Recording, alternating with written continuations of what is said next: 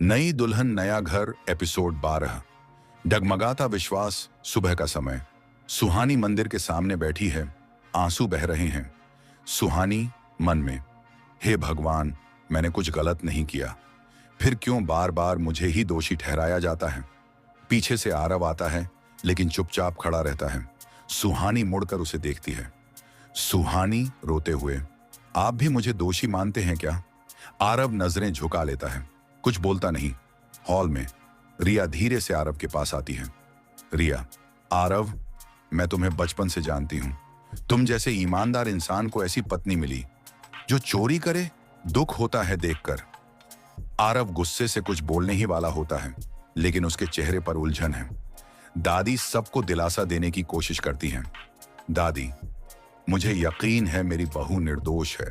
जेठानी मीठे झर भरे स्वर में, मां जी, यकीन तो हमें भी है लेकिन सबूत तो उसकी ही तरफ इशारा कर रहे हैं।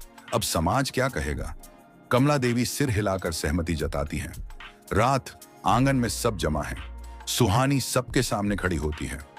सुहानी, आवाज कांपती हुई लेकिन मजबूत, अगर मैंने चोरी की है तो मैं इस घर की दहलीज कभी पार नहीं करूंगी, लेकिन अगर निर्दोष साबित हुई तो जिन्होंने मुझ पर शक किया वो सिर झुकाएंगे। कमरे में सुहानी धीरे से आरव के पास आती है। सुहानी धीरे से, आपका भरोसा ही मेरी सबसे बड़ी ताकत है। बस इतना बता दीजिए, क्या आप मेरे साथ हैं? आरव चुपचाप खिड़की से बाहर देखता रहता है। सुहानी की आंखों से आंसू गिरते हैं। रिया मन में, आखिरकार आरव का भरोसा हिल चुका है। अब सुहानी को इस घर से बाहर निकालना आसान होगा। अगला एपिसोड देखने के लिए मेरे चैनल को सब्सक्राइब करें